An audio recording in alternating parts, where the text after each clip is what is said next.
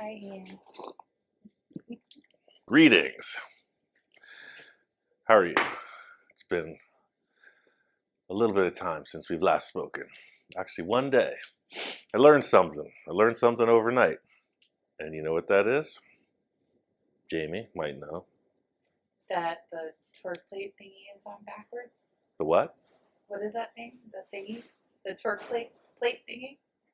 The torque plate thingy is on backwards. Thingamajiggy. Now we know. Seriously, I don't really mess around with engines. So fortunately, that transmission is going to come back out. And we're going to rotate that and install new hardware. So thanks, folks. We saw all the comments. The flex plate's on backwards. So yeah, cool. We'll remedy that. Totally. Otherwise, we appreciate the comments. yeah, I wonder maybe the torque converter wouldn't engage the pump inside, or the starter might get weird on the ring. I don't know, but we're gonna make it okay. Did a little shopping today. I got the proper bolts for the engine mounts, and I also heard the comments on the motor engine thing. So yeah, now we know. I was saying a motor is electrical. Well, it is, but not exclusively. 7/16 is the number for the engine mounts. Excuse me, the motor mounts. So I got grade 8 motor mount bolts as well. It's going to be awesome. We're going to harness the power of the mighty 427. But that's not what we're here to talk about. We're here to talk about the 2 brand new tires that came in. We're getting closer. And now that we got this big hunk of metal in place, I got the hoist set up in a secure manner, and we're going to look at this cross-member torsion bar mount thing.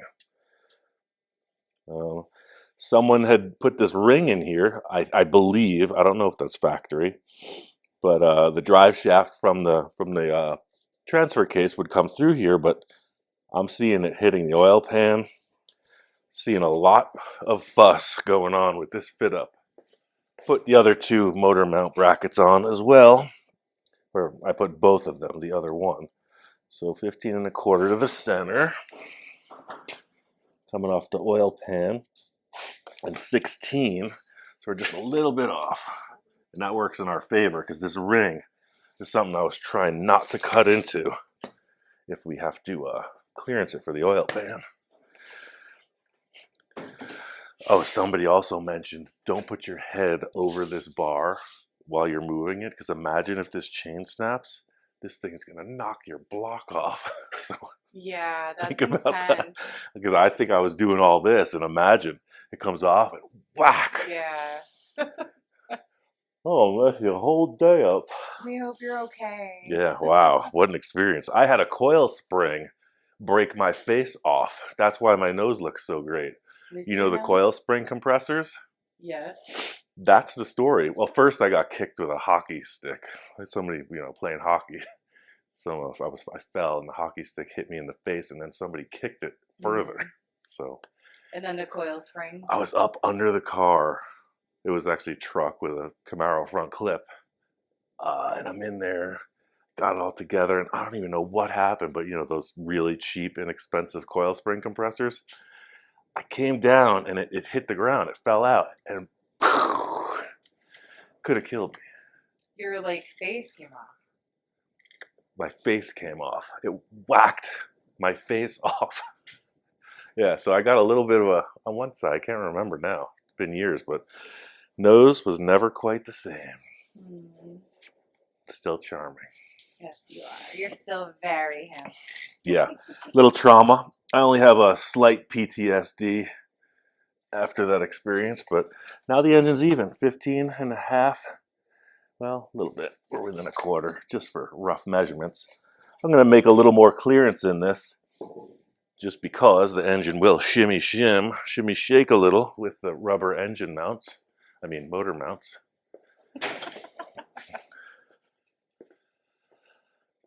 So it looks pretty good. I think we can get away with, look how close this is. And the engine is only going to come down lower. So I'm going to err on the side of caution. I'm going to take this much out of the ring, because you can see the ring is thicker than this cross member. Oh, so you're going to cut into the ring versus. Yeah, I'm gonna take a munch out of here, right like that, get rid of all that area. And then I'm gonna come right along the weld and then straight down. So I did this yesterday on the other side. So we're gonna take out all this area of white. And then I'm thinking about halfway. Yeah, maybe you could put the camera over here. I mean, it's not that exciting, the footage, but you'll see it when I get the thing out. So I got my 2 marks, and now the big question for me is, I watched a video on how these torsion bars work, so I ordered the proper bolts. It's like a little metal shape that fits in this hole, and then the bolt rotates the torsion bar to give the truck its ride height. So I don't have those, they're on the way. But from the video I watched, to take this cross member out, it appears to just be something you hammer on and it releases. There's like a big hex end, 5-sided, almost like a big bolt, it looks like in the video. There we are. Yeah, let's just see what the heck's going on. This is almost there. Pull it off of that ring a little bit. Everyone that's used an engine lift knows the struggle. All right, so I'm gonna get the BFH. That's the thing with the handle. Big hammer. And see if this thing comes apart. I don't know if there's a bushing in there. I don't see a reason for there to be a bearing, but it all seems pretty loose. Being that there's no hardware to swivel this. See, check this out. Like it just floats in there. And I know that there's no, see this dimple here? Mm-hmm. I know that this doesn't actually rotate specifically. The twist of the suspension is in this rod. But it looked to me like the guy just hit this and it came apart. So let's hit it. He said sometimes they're rusty and it's kind of a pain. It might come out of that front of the truck too. Oh look, that's exactly what happened on the video. That was very satisfying. That makes life, that's a lot easier than yesterday, huh? Oops, so yeah, so he said the front might come out too. But that ain't no thing. That's super easy. Let me hold this and, so yeah, it's just a big, might even be 6-sided, yeah. He said they get crusty. You can see the crust coming out.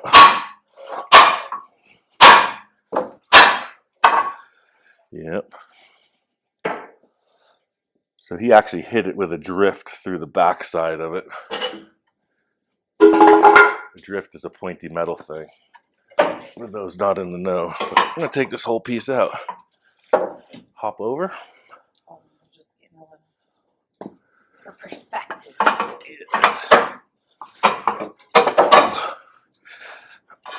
That's truck stuff for sure. It ain't light. You got stuff clanging.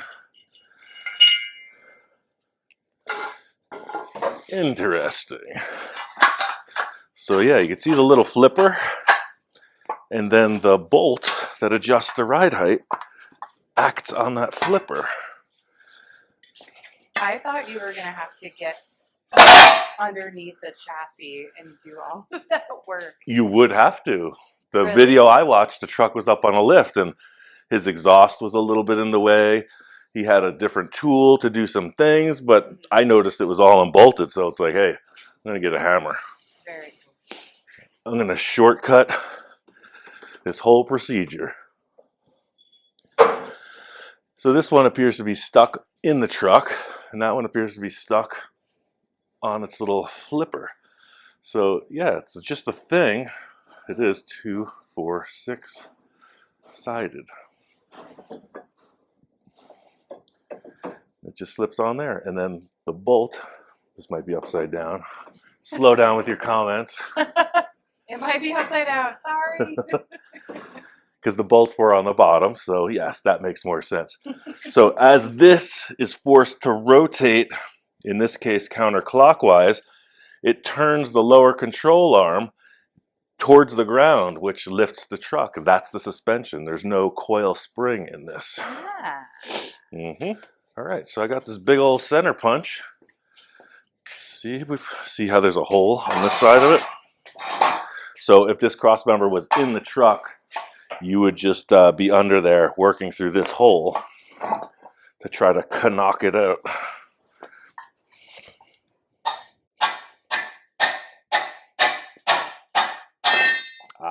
Boom. And inside, yeah, Ah. so that little divot faces down. Help me remember that. Divot down. And you know, Double one D. thing I also learned is the rotation of these, at least in Volkswagens, is pretty critical. So I'm going to mark rear passenger side on this one. Because we're not in a hurry. Right, I'm going to clean all this stuff up. So I just want to keep a little record of what we're up to. The RP side. Same thing with this. We'll put an R. Well, I guess that will reference it because that's on that side. And we can always go back and look at our YouTube. We can rewind. We can rewind our video. We can rewind time and space. Sorry, that like dawned on me. It's like an actual Back to the Future moment. So see what I did under the truck? I'm at a mark. So I'm going to cut this out. This thing has already been messed around with, reinforced. You can see the work. It looks quite strong to me. Heavy metal. Yeah, so it's already custom. Let's make it customer. Let's make it a happy customer. With the simple marks I made under the truck, I'm going to make a more developed mark at this point. Somewhat of a committal mark. A line drawn in the steel.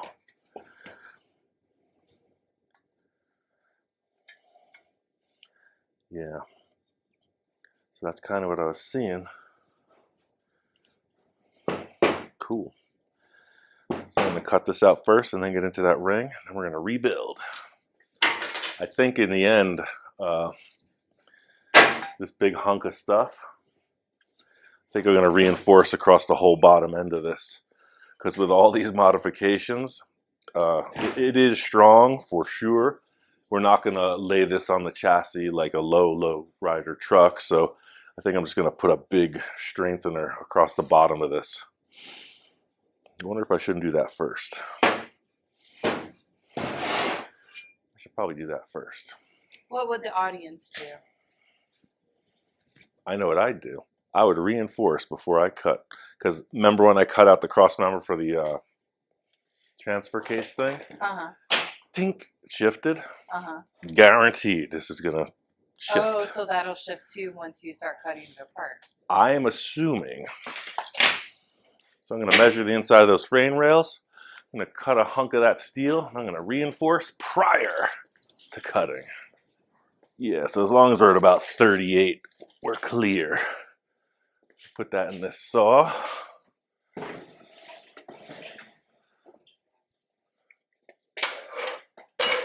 a 38-inch hunk of steel. As with most everything I've been using lately, this was a piece of some big art project, but it's good. Steel, you have to cut some of these little oddball tabs off of it, but this is heavy. This is 1.5 inches, and it looks like 3/16 wall. Well, no, it's... Oh yeah, no, it's 3/16. Because 2/16 is 1/8. It's 1 more 16th. I said 38. We're at 39. 1 inch less. That'll do it. I'll be able to just clean these off real quick. Just pieces of solid rod that were a framework for this big sculpture, but that'll pretty much last forever. The sculpture was the giant moth for that party. Oh, the giant moth. It wasn't my sculpture, I just inherited it. It was a huge, like 20-foot wide moth that was the cover for a DJ set. Pretty rad sculpture.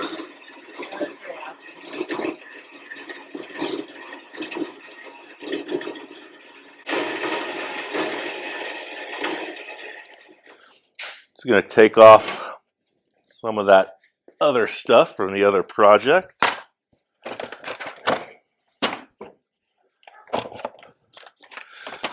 Someone else mentioned, oh, I noticed your grinder has a cord on it when we were cutting apart the cross member. And yeah, some of them have cords and some of them don't. I was just trying not to beat this up. This is really handy. And for cutting the heavy stuff, I'm like, let me just go to the power.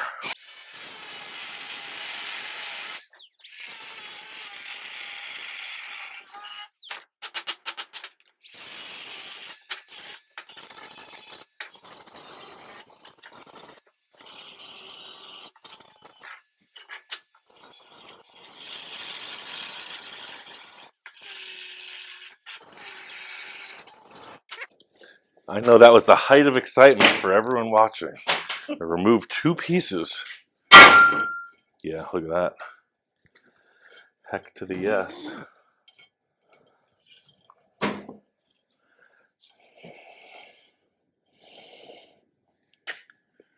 Yeah, that's the right size. I'm going to balance this right in the center.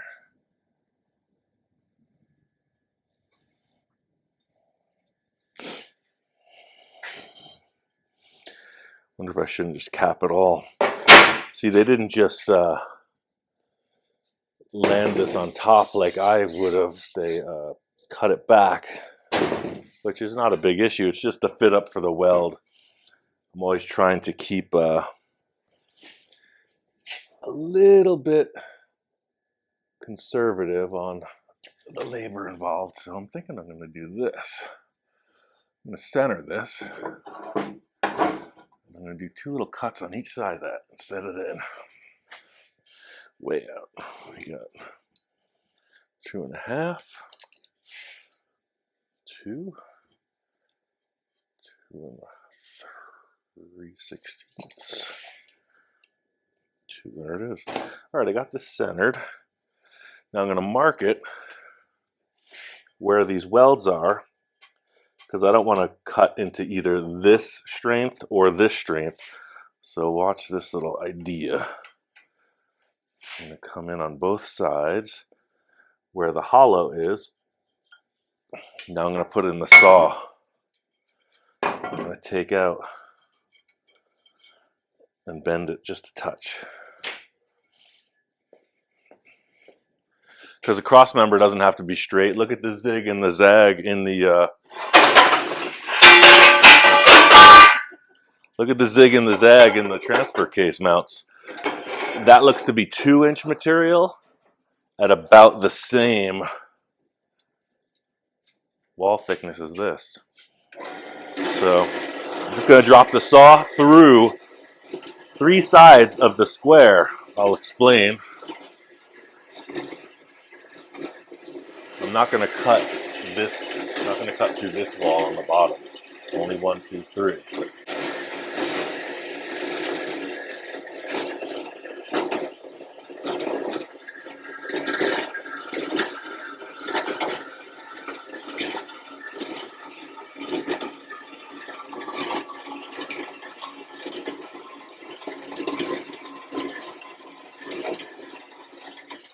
Pretty much that. Now I'm going to move it over just a little bit to the other side of the line, cutting about just over 1/8 out of this.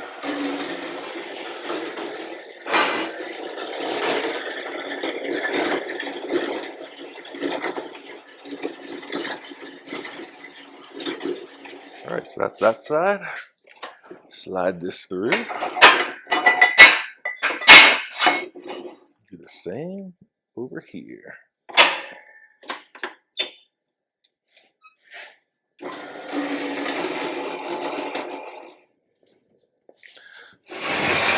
All right, so got these slices. It's going to take this drill and relieve the piece. Ooh, I think it's on hammer drill. That's not.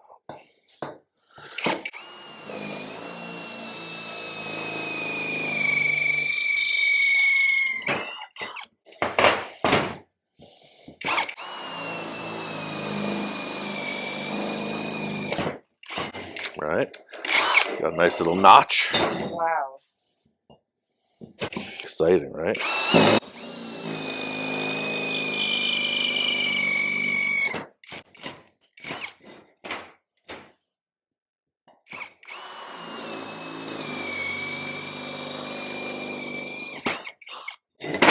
All right. I'm going to clean the crud and paint off of this real quick. It's not going to be loud. I'm going to use one of these.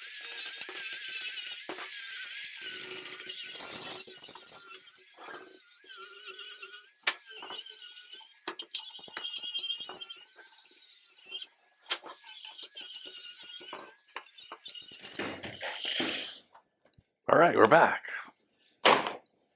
So, as I was saying, prior to all that business,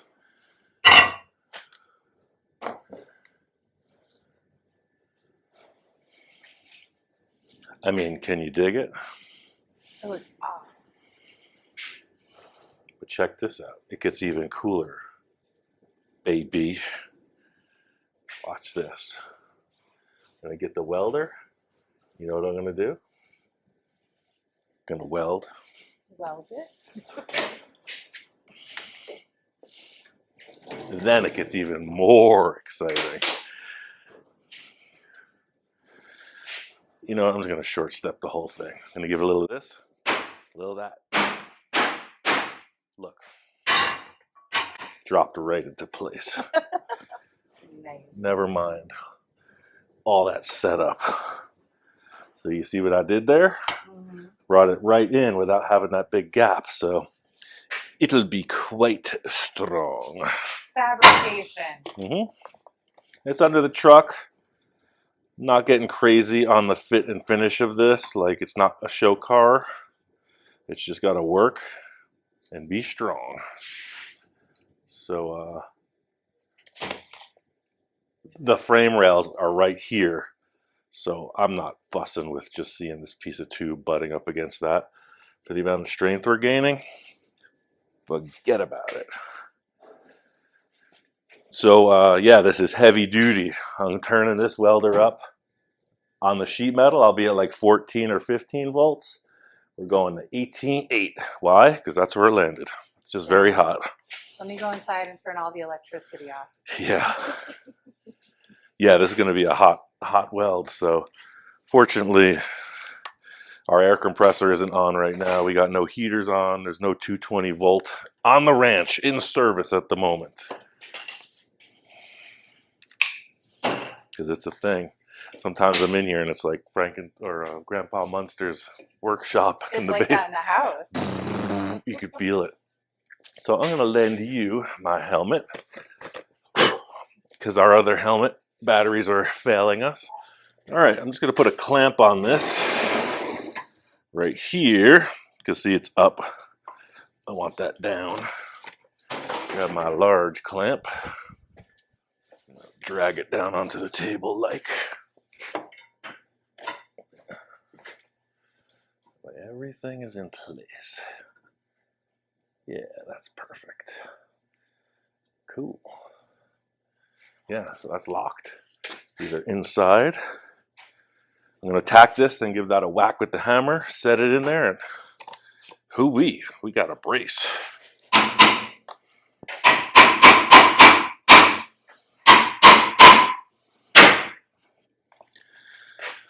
Let's burn it. Here we go. Got your helmet? Mm-hmm.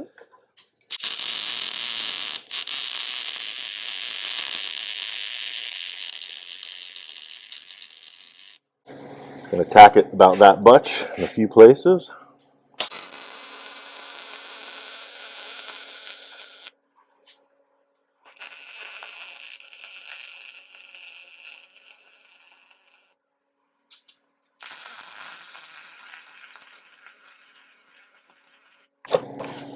we got the center pinned. Just gonna knock this down a little bit. Tack it on the ends.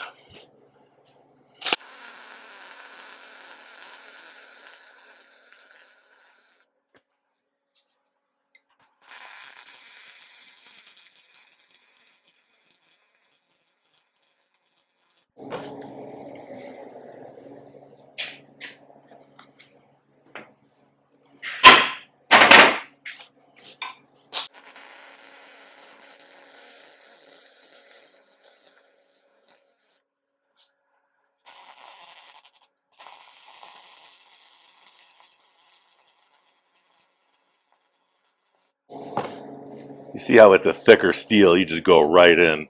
I say tack weld as compared to sheet metal. This is the opposite end of the spectrum. This is like a full bore, get some weld, yeah.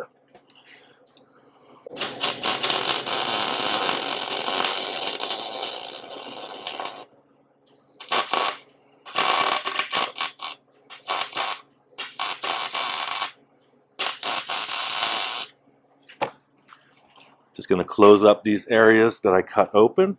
I left it wide. It could have been probably half that size. I didn't know how much it was going to bend, but I could weld that up no problem. Even with this high heat, see, it just goes right in.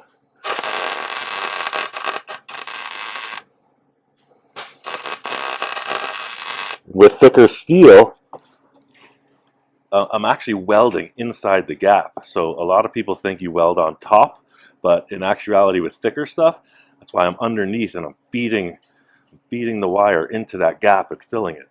So it's full penetration.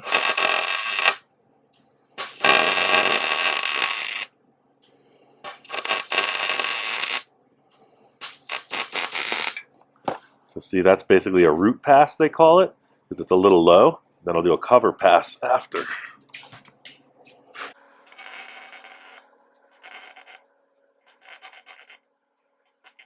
With sheet metal, you don't have any of that. Cool. Got that set. Fill this one up.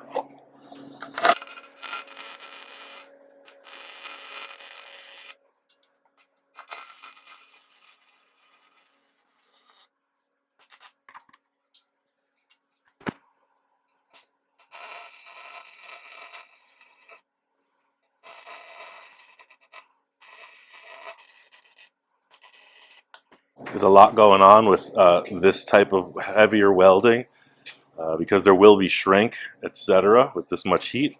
So I got this locked. I'll let it cool for right now.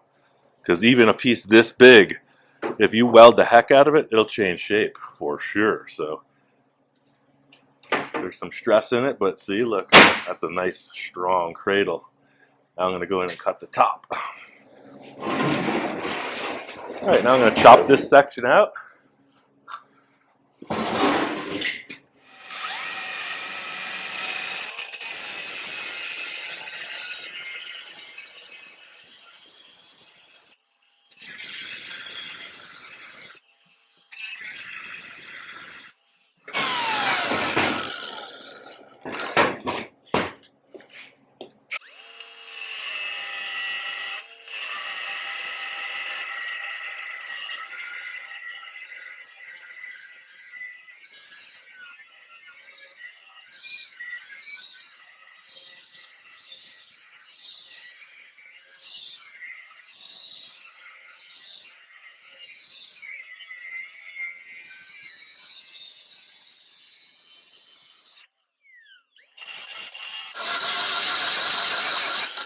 Yeah, the disc is grabbing.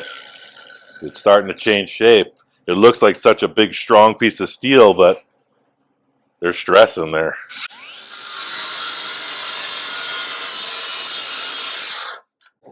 That's one of the biggest hazards with this. If you didn't know that, you're setting yourself up to break a disc, but you learn over time.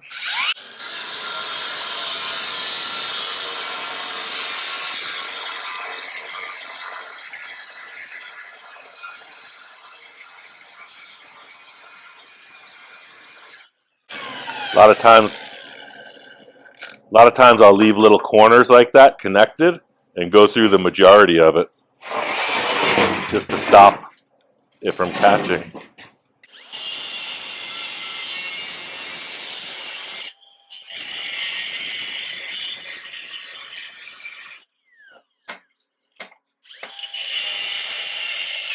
I'm just putting this away from you in case it catches.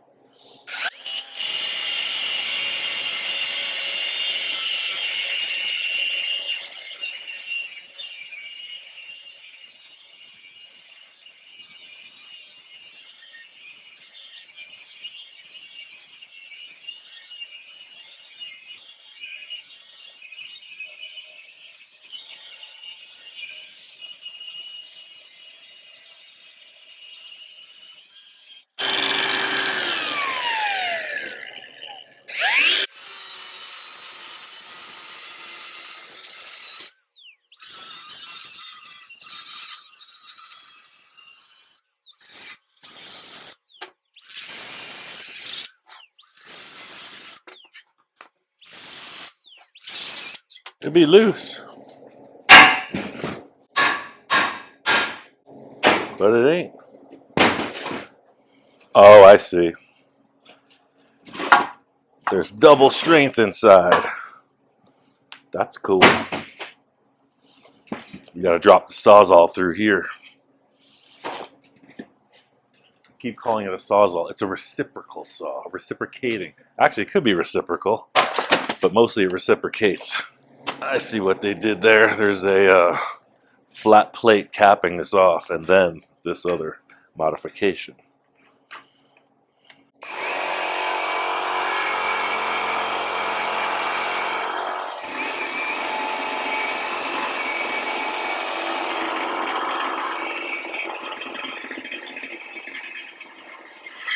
Aha!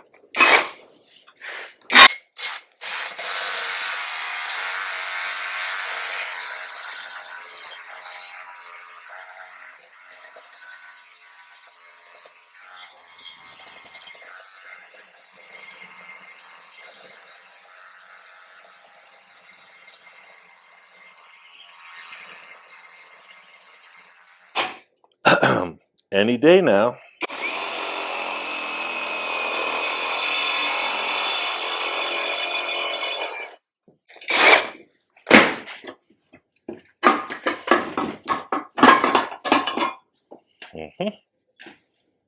Wow. The old internal structure trick. That's good. It's very strong. That had a lot of. See inside? So I see that there, what they did there. Structure. Nice job, whoever modified. Now let's take some of the mud out of this. I'm sure this all happened when they truck it down our road. Oh my god. Yeah, that looks like Mojave dirt. Looks familiar. I can identify it. I'm going to clean this action up a little bit because I know we want that oil pan right up against that ring. So you take the grinding disc, the hard disc, and knock that off. Had the booze.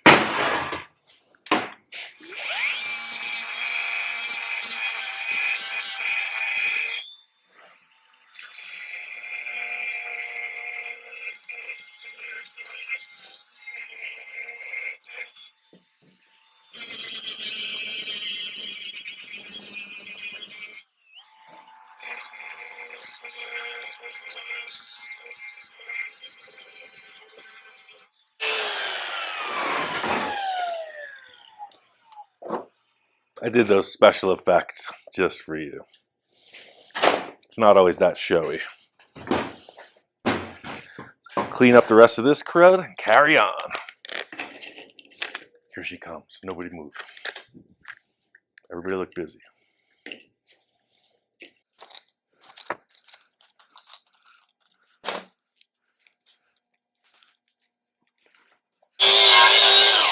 Oh, hey, you're back.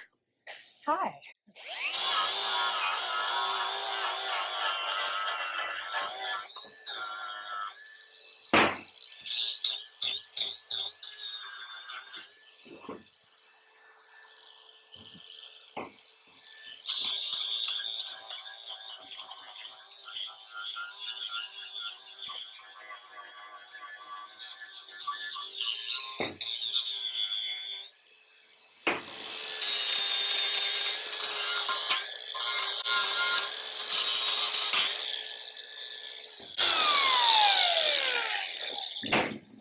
Well, all right. What's so funny?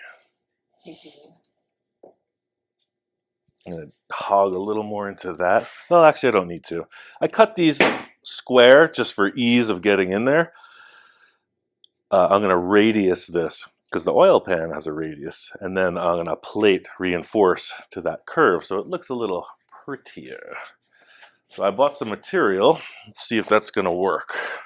Got some of this 1/8 inch strap.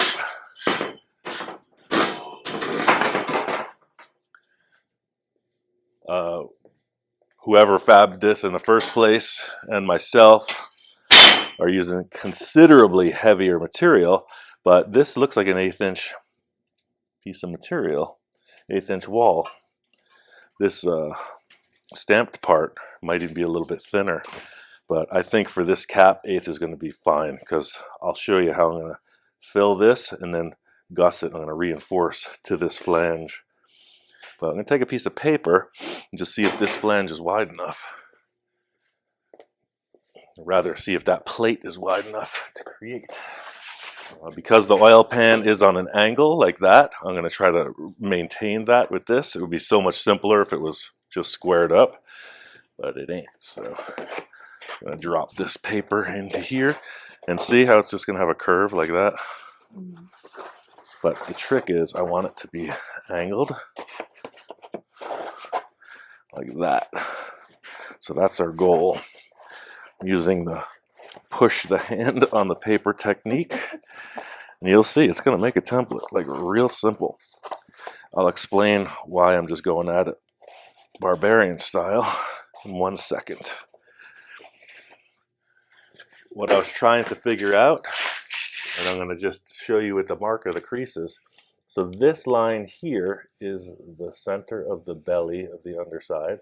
And see how it racks off like that? Because there's an angle in the surface. So see, we're going to not need just a flat plate. It's going to be something about that angle on both sides. So I'm going to cut that again. Fit it up. It's arts and crafts. Let's do a quick assessment.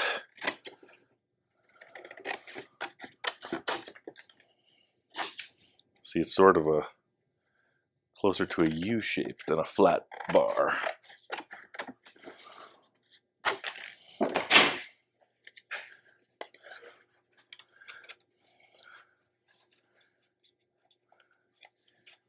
Can you dig it? I know you can.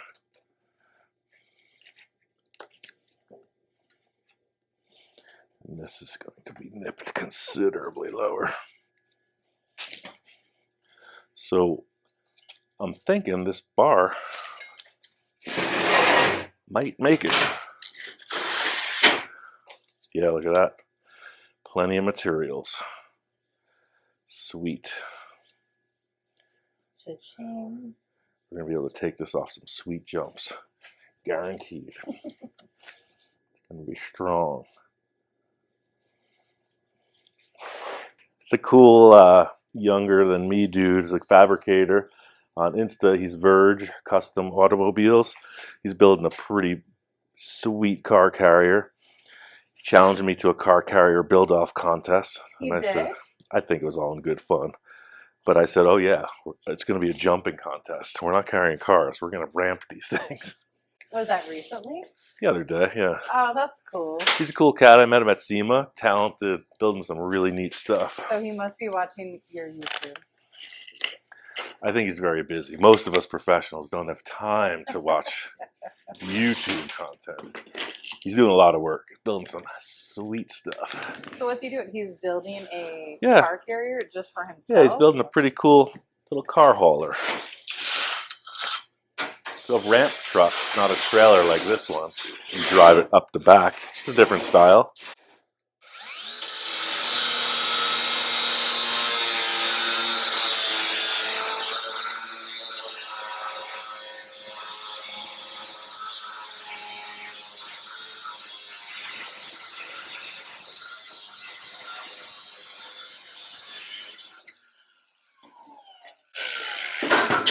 clamp this down.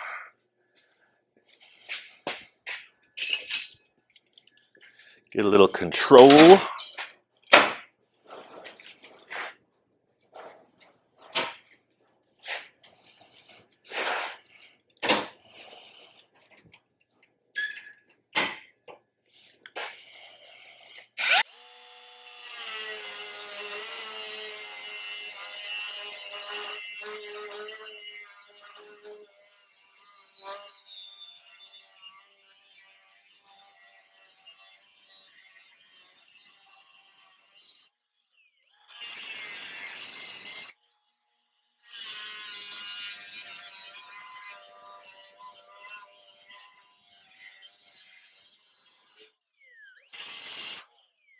See how there's always stress in it, no matter what?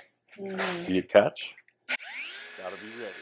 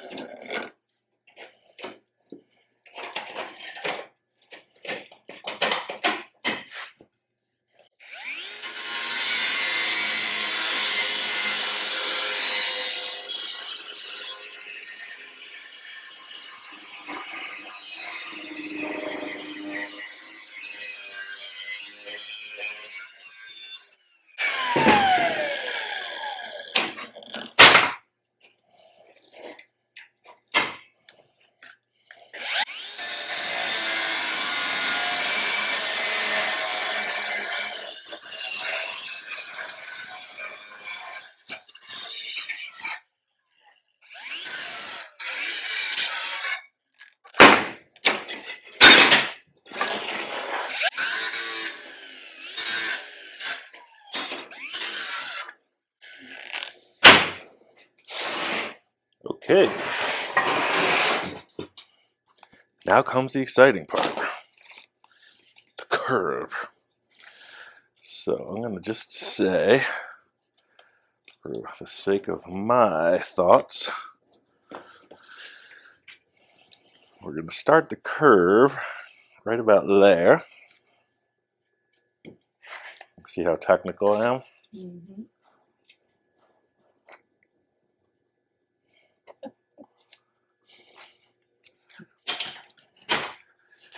It's very precise work.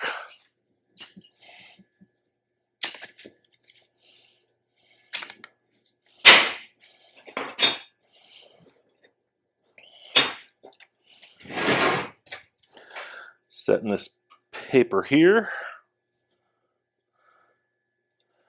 I'm going to transfer that line. We're working both tragedy and comedy on this. It's like some Shakespearean stuff going on right now. It's getting heavy.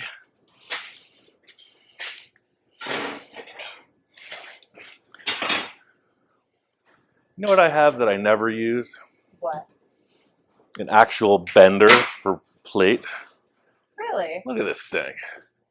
Woodward gave this to me years ago. I almost never use it. This is a perfect opportunity. Look, it's all dusty. Been used like twice. I was going to curve it, but this is going to be even cooler. See, I put a trailer hitch in the table. Most of the tools are on trailer hitch stock. My bender, a few other things. I have a shear, right? Welded a trailer hitch receiver in, just like that. All right, so this is just a very simple brake, like the sheet metal brake I have over there.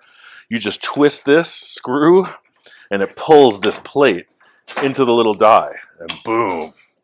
It's not actually boom, it's a slow, drawn-out, kind of wrist-fatiguing process, but nonetheless, you just line that up, shut the door. Oops, let me shut the door first, then I'll line it up. And you just start twisting. Draw it right in. Set it up like so. Now, the question we're asking ourselves is, are we bending it in the right direction? Yes, because we put the marks there. That's going to tilt back, correct. So watch.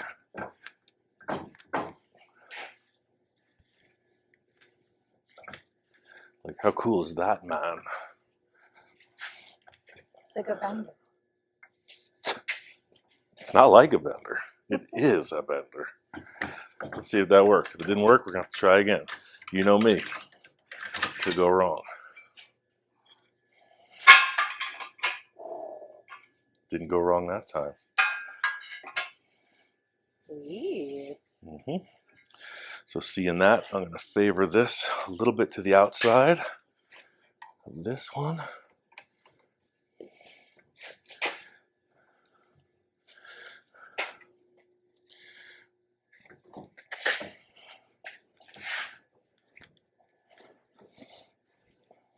I don't think this tool is very expensive. It's worth looking. Because how would you have done it otherwise? I was just going to take the BFH and whack it. This is much more gentle. You could put it in a vise and hit it with a hammer, but yeah, you could break your vise. This is a little more refined. Yes. So this will bend like a 3/16 plate, I think. If we drop this in the hole, hopefully I didn't make it. Oh, did not make it oversized. Look at that. Sweetie McGreedy. Because it's better to make it undersized. Well, it wouldn't fit in the hole for sure. Because then you can weld and you can fill all that in if it's a little undersized, right? Theoretically, or I could just use the hammer and make it right sized. Right, but if it's over, then you have to like cut more. Yeah, you would split it in the center and bring it in. Either way, it's not that big a deal, but I'm going to Oh, tack. you have to like section it? Wow. Yeah. I'm going to tack this in. All right. So it's going to be a pretty It's going to be what? little interesting finale because it's undersized a bit. So I just thought a couple thoughts. So I'm going to weld the center in similar to what I did to the lower piece and then adapt. Got a helmet full of shavings. Love when that happens. You guys with hair, I can't imagine what you go through because I'm just like air blow with the air. But yeah, everything upside down is a bucket for shavings. So I'm going to center this, give it a good old tack.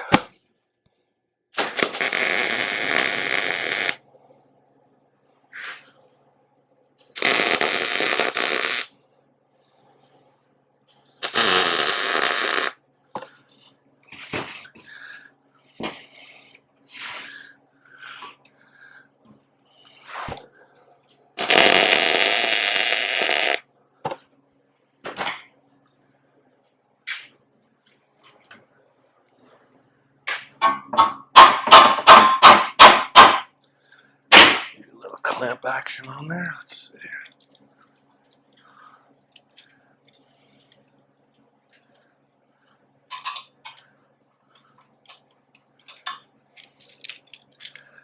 I'm not leaving a gap per se like I did with the other one as a root gap on this because the material comes over the top a little bit and that's plenty strong when you're fitting stuff up.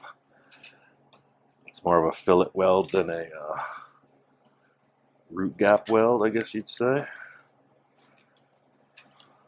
Yeah, let's close that up. Here we go.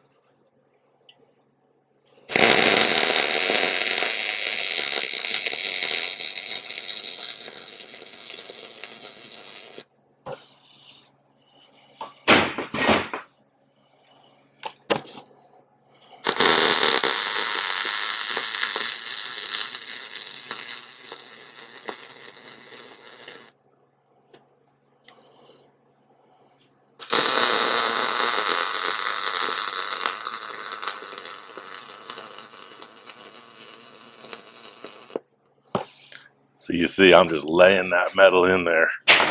Hot.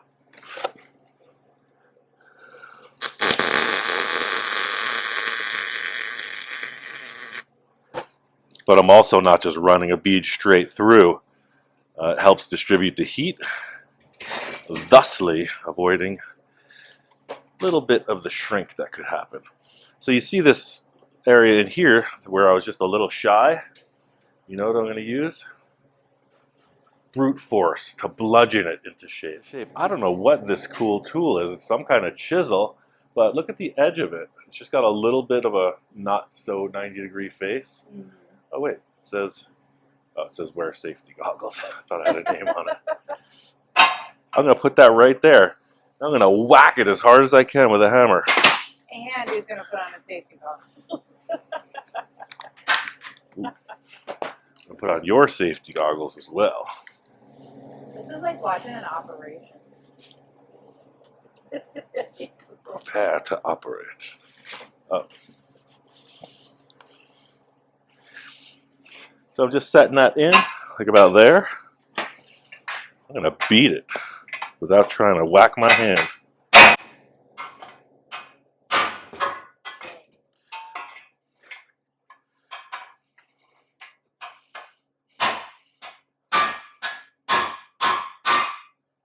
Look at that, I rolled it right in.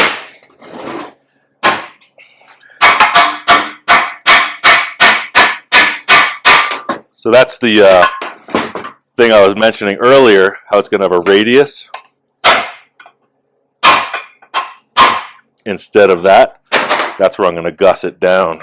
I'm going to take the grinding disc and trim all this excess off.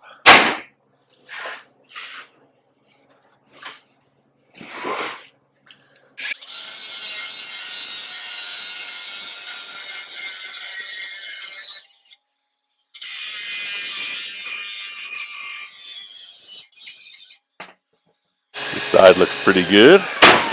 It's a little trim.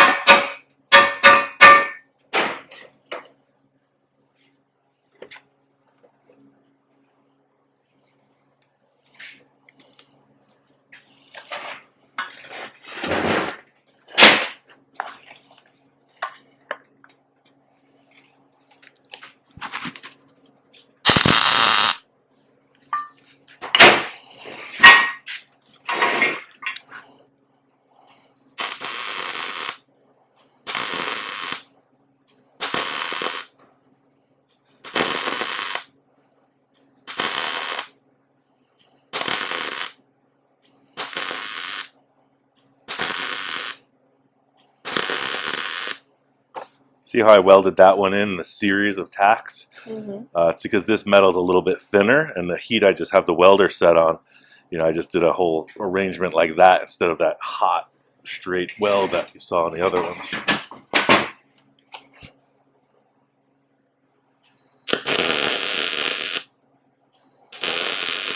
Because while you're welding, you're always watching the bead.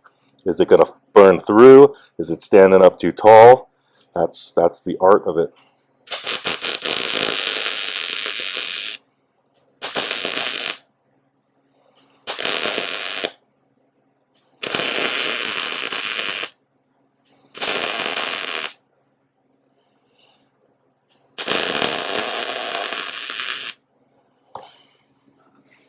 I'm going to hit this and finish it now that it's cooled down a little bit.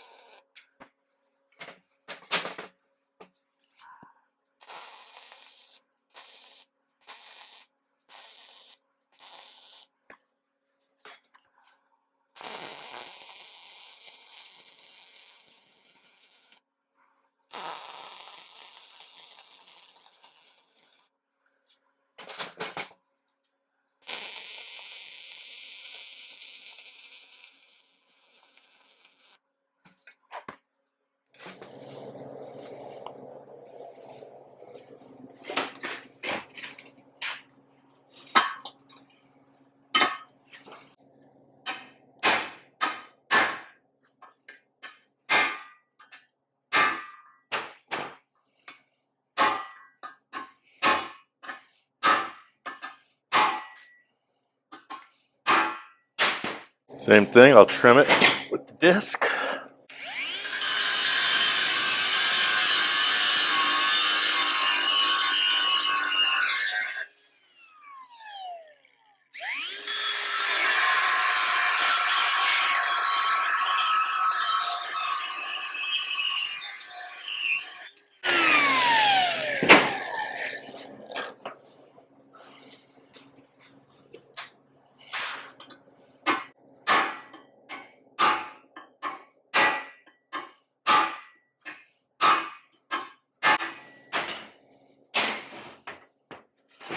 And then weld.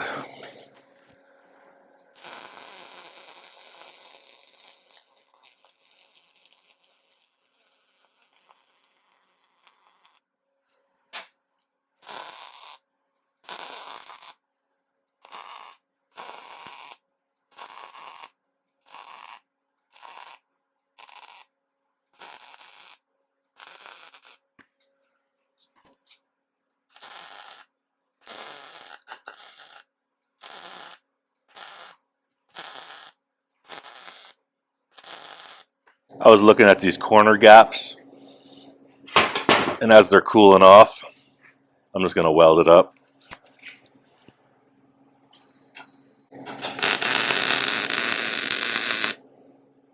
Let it cool.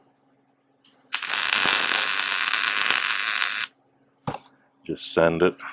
It wasn't that big a gap.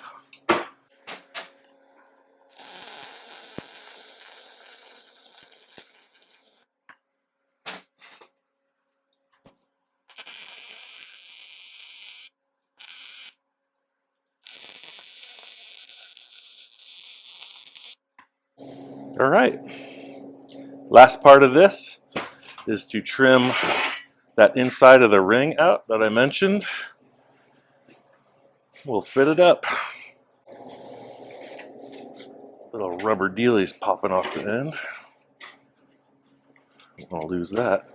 Right now this is hot. Hot stuff. You always got to think about that when you're welding. You could just be welding something and lean over on that. It smells like barbecue.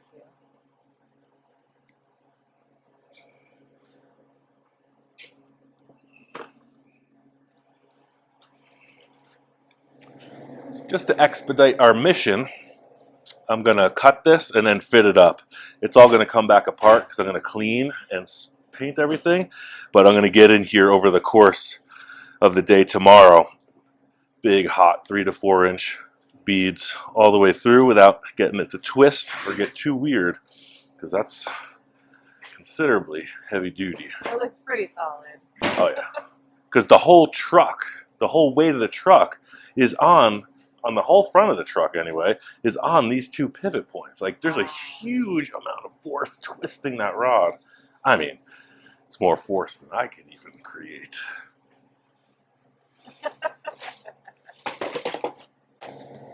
I digress. Prepare to grind.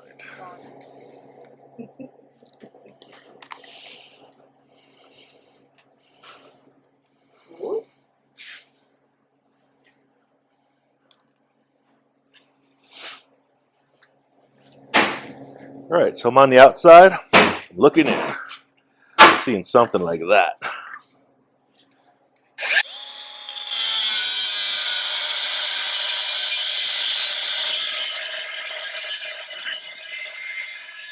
Isn't that cool when you cut something with a circular switch?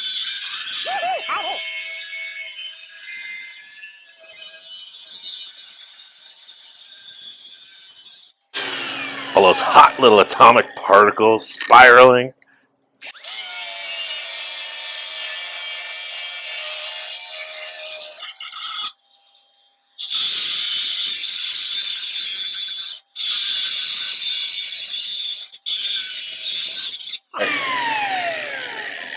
Pretty roughed out. Put the other hard disc on and finish it off.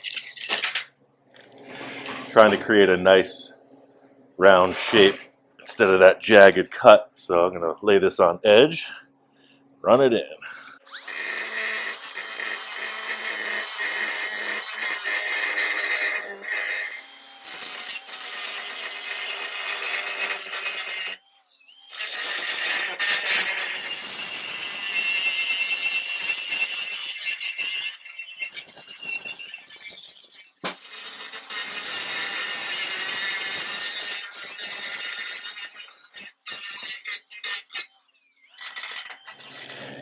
One thing also to think about when grinding or sanding is cross-hatching. The cutting disc is the fastest way to really hog material.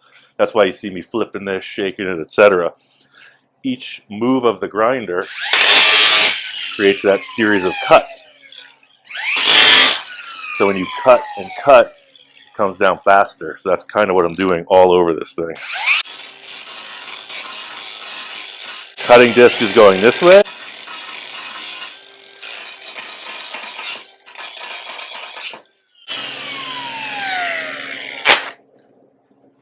Some folks don't know that.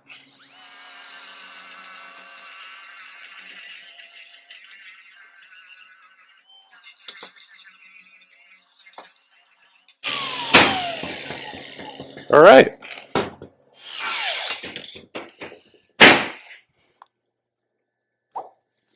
The moment is upon us. Let's see if it works. All right, let's see if this fits back in.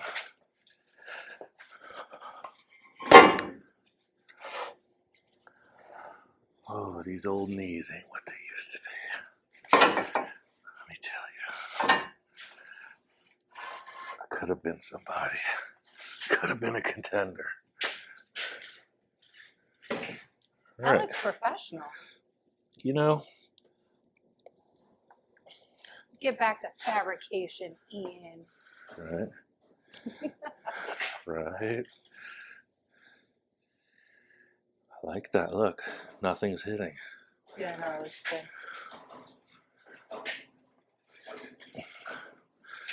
Snug up the back a little bit.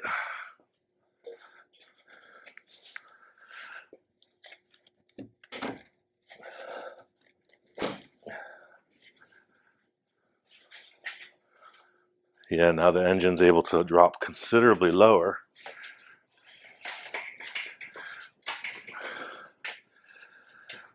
I'm going to stick that torsion bar back in just as a placeholder so I could put that block under the engine again. Do you need me to move?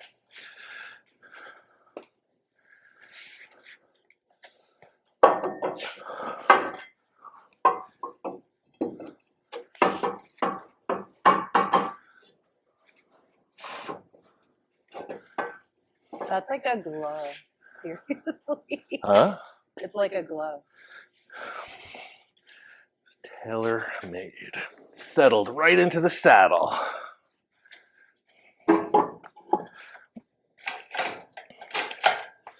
So what we were discussing yesterday was the angle of the valve covers versus the chassis rail. Look at that. Nothing's touching. Wow. Oh my gosh, let me go the other side too. It might be pushed a little off center. Let me check first. No, look. Nothing's touching. That's a good start. You'd hear it scraping if it was scraping. All right. Oh my. Now look at the valve cover angle in regard to the chassis rail. They're pretty close.